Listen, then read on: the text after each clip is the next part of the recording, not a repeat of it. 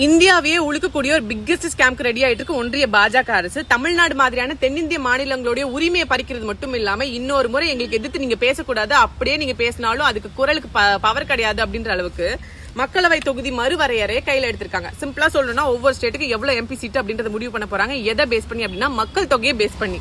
கொஞ்சம் வருஷங்களுக்கு முன்னாடி மக்கள் தொகை வந்து இந்தியா முழுக்க குறைங்கன்னு சொல்லி கேட்டு சவுத் இந்தியன் ஸ்டேட்ஸ் அது சரியா செஞ்சாங்க. முக்கியமா தமிழ்நாடு மாதிரியான மாநிலங்கள் அதை செஞ்சதுனால இன்னைக்கு நம்மளோட ஃபர்டிலிட்டி ரேட் 1.8 தான். உத்தரப்பிரதேசம், பீகார் மாதிரியான மாநிலங்களுக்கு 2.3 இன்னைக்கு இருக்கு. ஆனா நீங்க சொன்னதை கேட்டு நாங்க நடந்துட்டதுனால இன்னைக்கு மக்கள் தொகை பேஸ் பண்ணி எம்பி சீட்னு சொல்றீங்க. எம்பி சீட் ரெப்ரஸன்டேஷன் குறைஞ்சிடும், எங்களுக்கான மணி அலோகேஷன் இருந்து பவர் அலோகேஷன் எல்லாமே குறைஞ்சிடும். ஆல்ரெடி பணத்தையும் பவரையும் கையில வச்சுக்கிட்டு 4 கவர்மெண்ட் கையில வச்சுக்கிட்டு ஒட்டுமொத்த இந்தியாவே உங்ககிட்ட இருக்கிற மாதிரி பண்ணிட்டு இருக்க நீங்க பொலிட்டிக்கல் ரெப்ரஸன்டேஷன் மூலமா அதை நீங்க உங்க சைட்ல இன்க்ரீஸ் பண்ணிட்டா சவுத் இந்தியால உங்க கண்ணுக்கு தெரியுமா? வெறும் பால் கறக்கிற மாடு மாதிரி வெறும் டாக்ஸ்க்காக மட்டும் தான் எங்களை பயன்படுத்துவீங்க.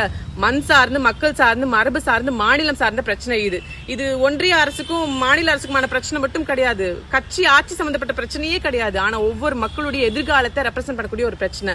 ஆல்ரெடி ஸ்டேட் கவர்மெண்டோட ரெப்ரஸன்டேஷன் கம்மியா தான் இருக்கு. முக்கியமா வந்து பாத்தீங்கன்னா சவுத் இந்தியன் ஸ்டேட்ஸோட ரெப்ரஸன்டேஷன் இது, உத்தரப்பிரதேசம், பீகாரோட ரெப்ரஸன்டேஷன் இது. காரணம் இவங்களோட மக்கள் தொகை அதிகமாமா. இப்படி ஒரு நிலைமை வந்துச்சுன்னா என்ன ஆகும்? மக்களாகிய நீங்களும் நான் அதுக்கு ஒன்றும் பண்ண முடியாது. ஆனா நம்ம சிஎம், தமிழ்நாட்டு சிஎம் ஆல்ரெடி குரல் கொடுத்துட்டாரு. இது இனிமே பத்திக்கும் காட்டு தீ மாதிரி. ஆனா இப்படி ஒண்ணு நடக்குது அப்படின்றத மக்களாகிய நாம தெளிவுபடுத்திக்கணுன்றதுக்காக மட்டும்தான் இந்த காணொலி.